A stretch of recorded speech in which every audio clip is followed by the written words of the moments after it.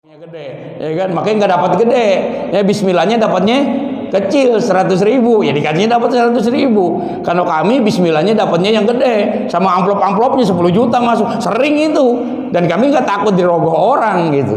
Kenapa? Setelah itu ya diambil lah, ya jangan dibiarkan. Kalau dibiarkan memancing orang untuk berbuat kejahatan, karena kejahatan bukan hanya niat pelaku tapi adanya kesempatan. Ini mau bangga ngeliatin tuh, wow banyak tromolnya ya, begitu udah banyak besokannya hilang, itunya udah dicongkel ya kan.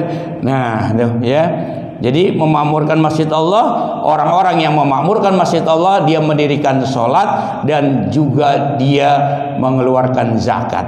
Tidak takut kecuali kepada Allah, nggak takut miskin. Nah, itu ya. Yang kedua, sebagai sarana pembina masyarakat yang Islami. Nah, ini ya. Jadi masjid yang sudah bagus, bagaimana caranya supaya bisa menjadi sarana pembina masyarakat yang Islami, ya. Masjid diupayakan. Ada apa? Ada majelis taklim orang tuanya, ya. Nah, ini di Baitul Hikmah sudah bahkan berlebihan, ya. Semangatnya luar biasa, ya. Yang malam Sabtu, yang hari tiap subuh, yang setiap kuliah subuh, ya kan. Nah, ini untuk orang tua semua, ya kan. Tuh udah kelihatan, udah lolita semua, ya, yang datang kuliah subuh. Lolos 50 tahun, namanya lolita, ya kan. Yang jelita ada nggak ada, cuma istri saya doang. Iya. Iyalah, ya kan. Air laut siapa yang garemin? Siapa? Ikan yang garemin. Dia tiap hari lari-lari balapan, jadinya asin. Ya. Jadi majelis taklim orang tua dibina. Terus bagaimana caranya supaya bikin generasi penerus? Ya. Jadi Muhammadiyah ada kaderisasi pemuda. Nah, ini bagaimana di masjid ini juga dibuat majelis taklim para remaja, ya, yang belum kelihatan, ya. Pak Haji Rais juga udah remaja berapa puluh tahun yang lalu. Iya, ya kan. Sekarang alhamdulillah, nah, orang tua dibina terus, ya kan. Alhamdulillah, ya. Tapi remajanya kita agak lalai, ya, belum terlalu kelihatan, ya. Majelis rumah tangga muda, biasanya remaja dibina, begitu nikah lupa kepada masjid. Makanya di masjid itu ada pembinaan apa tuh, penanten atau orang tua muda, itu orang tua muda, ya, orang-orang yang baru menikah, ya, yang lakinya dibina, yang perempuannya dibina, ya, sehingga terus lengket terus ke masjid, ya. Jadi nggak kosong tuh masjid, setiap hari ada pembinaan. Majelis taklim anak-anak, nah ini udah rencana kita udah lama, ya kan, bikin majelis taklim anak-anak, tapi belum pernah terwujud, ya kan. Anak-anaknya baru satu, ya, yang 2 orang, ya, jadi kita belum nyiapin asatisnya, ya. Kalau anak-anaknya banyak, nah ini di sana itu anak-anaknya banyak, ya, setiap hari pengajiannya full, ya, sebagaimana di Mekah atau Madinah. Setiap ba'da sholat, kita pada ngantri itu pada, ya, jamaah untuk belajar, ya. Nah, bagaimana masjid ini supaya makmur, supaya apa tadi makmur istilahnya apa? Kalau banyak orang tadi, yang itu tadi lah, ya kan. Iya, lupa juga, ya. Yang dengerin lupa juga, ya kan. Padahal juga baru 2 doang, ya kan. Memakmurkan masjid Allah, gitu kan. Nah, ini caranya dengan bikin banyak majelis taklim, ya. Nanti mungkin kita programkan, kalau majelis taklim orang tua sudah banyak, nah, pengajian taklim remaja-remaja kita tarik siapa remajanya, sasarannya, ya, rumah tangga yang muda, yang baru, dan majelis taklim anak-anak. Kenapa mereka punya ini? Karena mereka mapping, ya.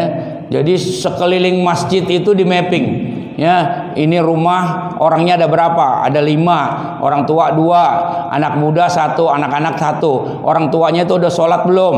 Udah. Di mana sholatnya? Di rumah. Oh berarti belum di masjid. Anak-anaknya udah bisa baca Quran belum? Itu di mapnya ditulis itu rumahnya warnanya kuning. Oh berarti danger. Itu harus ada pengelolaan. Oh di rumah itu ada orang yang bisa bikin kue. Oh di rumah itu ada orang bisa masak. Sehingga nanti kalau Baitul Hikmah mau bikin apa-apa, udah tinggal jamaahnya yang membuat UMKM tadi.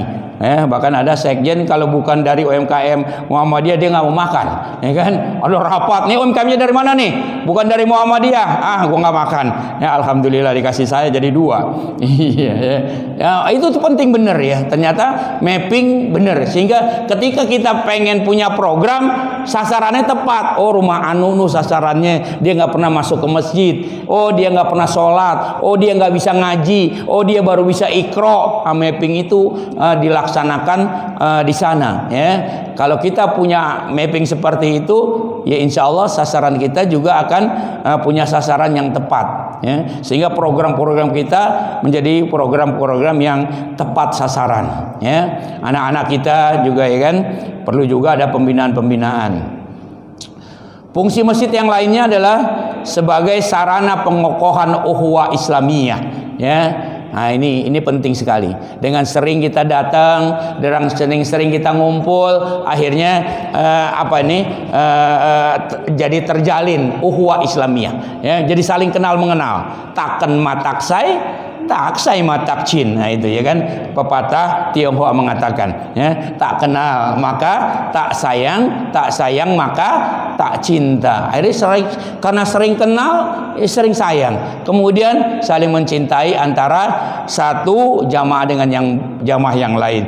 Terbentuklah ukhuwah Islamiyah. Begitu juga yang dilakukan oleh Rasulullah SAW supaya ukhuwah itu terbentuk, maka disatukan, dipersaudarakan antara kaum Ansor dan kaum Muhajirin ya. Kata kaum Ansor, "Hai Muhajirin, kamu datang ke sini nggak punya apa-apa. Nih saya punya rumah 2, separuh ewang. Satu buat kamu, satu buat saya." Tuh, luar biasanya kaum Ansor ketika sudah dipersaudarakan. Kamu datang ke sini, bini kamu nggak ngikut. Saya punya bini 4, kamu tunjuk yang mana. Nanti saya ceraiin. Sampai begitu Yan. Beneran ya kan?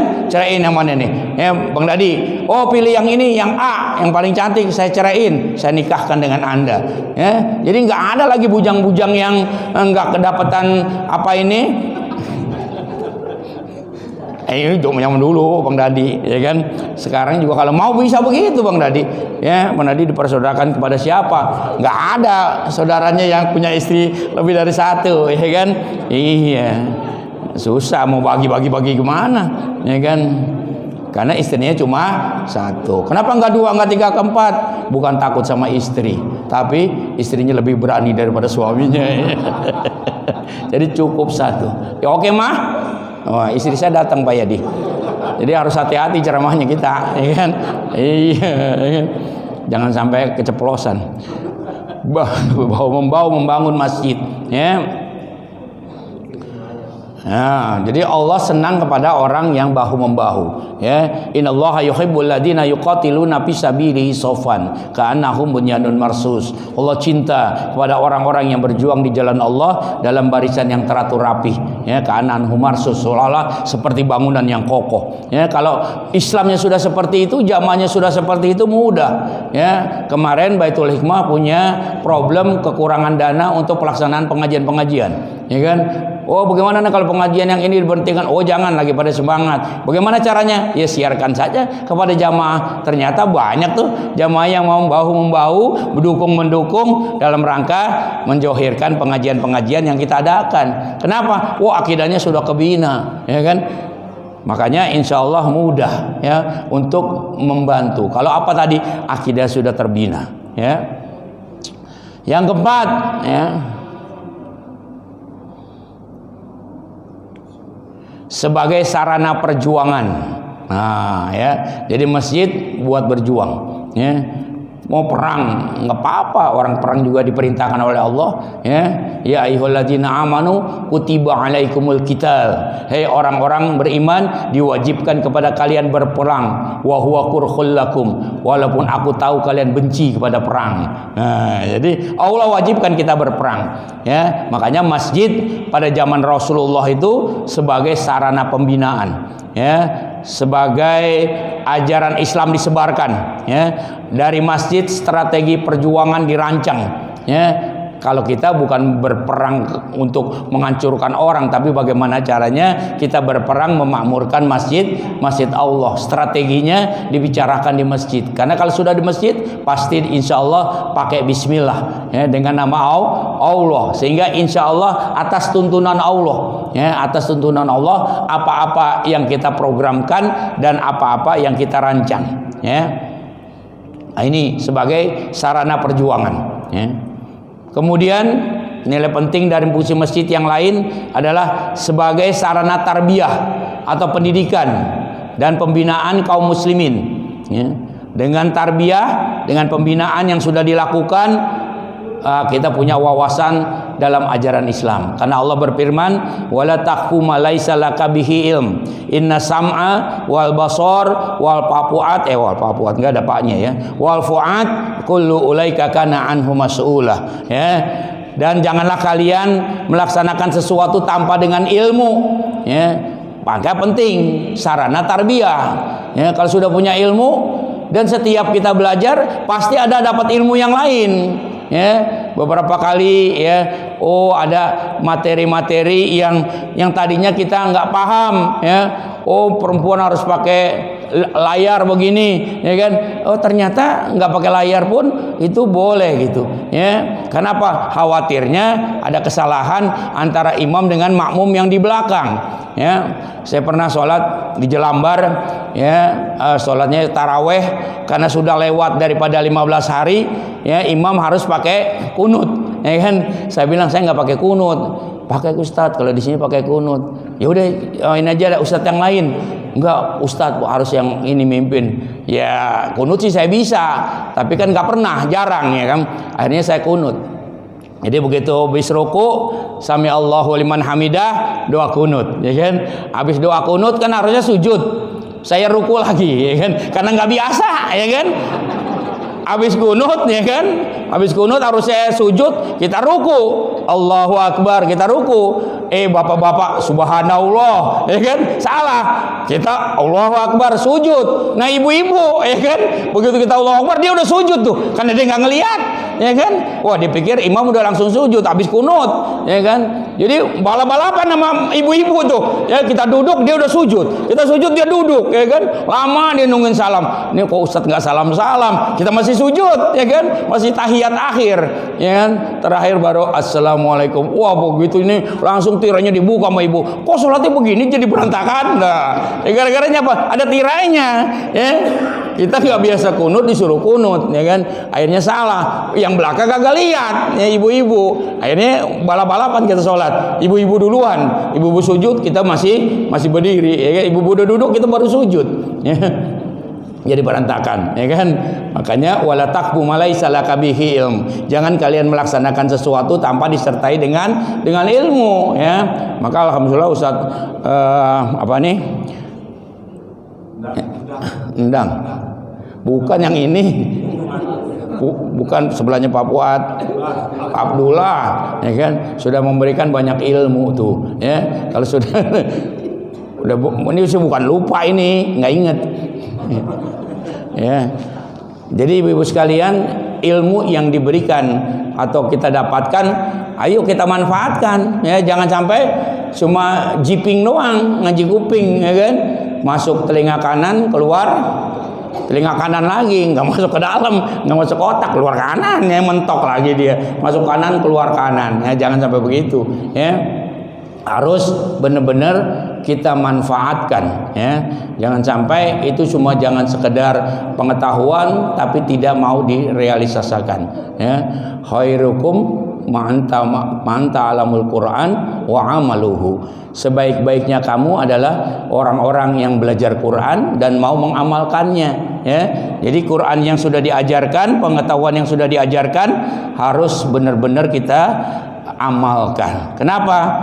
Inna sam'a wal basar wal fu'ad lagi nih, ya kan? Kullu ulaika kana anhu mas'ula, ya. Sesungguhnya penglihatan kamu, pikiran dan perasaan kamu semuanya akan diminta pertanggungjawaban oleh Allah Subhanahu wa taala. Jadi ilmu apa yang sudah kita dapatkan maka ya harus kita amalkan. Ya, kemudian sebagai sarana tarbiyah tadi adalah memahami mana yang hak dan mana yang batil. Dengan pelajaran-pelajaran yang diberikan, kita tahu mana yang hak, mana yang batil. Karena Al-Quran mengajarkan kita supaya kita paham mana yang baik, mana yang buruk. Syahrul Ramadan alladzi unzila fihil Quran hudal linnas wa bayyinatin minal huda wal furqan.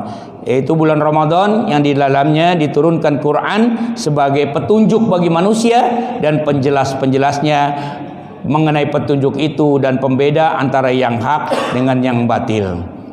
Kemudian Bapak Ibu sekalian, fungsi yang lainnya adalah memiliki kepribadian yang mulia sebagai seorang muslim. Dengan banyak kita belajar, banyak kita masuk masjid, maka kita akan takut melakukan apa-apa yang tidak diperintahkan oleh Allah Subhanahu wa taala. Apa ujungnya takwa? Inna akramakum indallahi atqakum. Sesungguhnya orang yang mulia di sisi Allah adalah orang-orang yang bertakwa. Kemudian Bapak Ibu sekalian, untuk memakmurkan masjid Allah kasih tahu caranya nih, ya. Jadi dari pembinaan-pembinaan yang telah Allah berikan, apa kata Allah? Hai Nabi, kobarkanlah semangat para jamaah Baitul Hikmah, ya. Jika ada 20 orang yang sabar di antara kamu, niscaya mereka akan dapat mengalahkan 200 orang musuh. Jadi orang yang sabar jamaah Baitul Hikmah bisa mengalahkan 200 orang musuh. Jika ada 100 mampu mengalahkan berapa? 1000. Kalau ada 1 berapa? 10. Jadi untuk memakmurkan masjid Allah, ayo kalahkan 1 orang yang ada di Baitul Hikmah mampu mengalahkan 10 orang. Artinya apa? Orang-orang yang belum masuk memakmurkan masjid Baitul Hikmah, kita ajak 1 orang, targetnya 10 orang. Nih kalau orang ini datang segini ada 100, berarti kalau 10 1000 orang. Ya, jadi kalau di sini ada 100 orang, ngalahin 10 orang, 1000 orang. Jadi setiap subuh 1000 orang. Udah lewat tuh Jumat yang cuma 700 ini, ya, yang diperintahkan oleh Allah. Kalau kamu jadi orang yang sabar, ayo kalahkan 1 orang mengalahkan 1000. Didata siapa nih 10 orang yang akan kita ajak untuk tarbiyah di malam di hari Minggu pagi, ya. Sanggup nggak tuh Bu? Insya Allah ini kayaknya berat banget. Siapa lagi ya? Kata Pak Haji Rais, anak udah gue bawa, mantu udah gue bawa, cucu udah kadang-kadang, ya kan? Siapa lagi nih, ya kan? Iya, didata lagi nih siapa supaya menjadi pelopor pemakmur masjid Allah. 1 orang 10. Kalau nggak mampu, nah kata Allah nih ayat selanjutnya, sekarang Allah telah mencerahkanmu dan Dia telah mengetahui bahwa kamu memiliki kelemahan. Maka jika ada di antaramu 100 orang yang sabar, niscaya mereka akan dapat mengalahkan 200. Kalau ada 100, apa? Jika di antaramu ada 1000, niscaya mereka dapat mengalahkan 2000 orang. Kalau 1 berapa? Cukup 2. Kalau 10 tadi orang, siapa ya 10 ya? Kalau 2 insya Allah nih gampang 2, ya kan? Bangunin aja cucunya, ya kan? Kerek-kerek sholat subuh di masjid Baitul Hikmah, ya kan? 1 orang ngalahin 2, artinya 1 orang ngajakin 2 orang. Kalau ini bisa kita penuhi, insya Allah lama kelamaan masjid kita menjadi masjid yang bisa kita makmurkan dengan jamaah Allah yang kita undang, dan mereka bisa bisa berbahagia masuk ke dalam masjid Allah. Kalau 1.000 orang, bagaimana tuh nyiapin ketupatnya? Insya Allah Allah kasih rezeki ya, dari tempat yang tidak disangka-sangka. Jadi ini Bapak Ibu dan sekalian, ya pentingnya kita memakmurkan masjid Allah, atau pentingnya urgennya masjid ya bagi kepentingan umat Islam. Jadi tanggung jawab kita memakmurkan masjid semakin besar tuntutannya ya. Jadi bukan hanya dapat ilmu, bagaimana caranya merealisasikan ilmu yang dikasih Pak Ustadz Abdullah tadi untuk kita realisasikan ya. Jangan buat sendiri terus ya, ajak yang lain. Ku ampusakum wa ahlikum nar, selamatkan dirimu dan keluargamu ya. Orang di luar Islam sangat senang jika kita terpecah belah sehingga menjadi lemah. Karenanya satukanlah ukhuwah Islamiyah berdasarkan atau di dalam masjid yang kita cintai. Ini Bapak Ibu sekalian bisa kami sampaikan dari oleh-oleh healing ke Jogokarian. Mudah-mudahan berguna khususnya bagi diri pribadi Al-Fakir dan kepada jamaah sekalian. Subhanakallahumma wa bihamdika asyhadu an la ilaha illa anta astaghfiruka wa atubu ilaih. Jazakallahu khairan katsiran. Wabillahi taufiq wal hidayah. Assalamualaikum warahmatullahi wabarakatuh.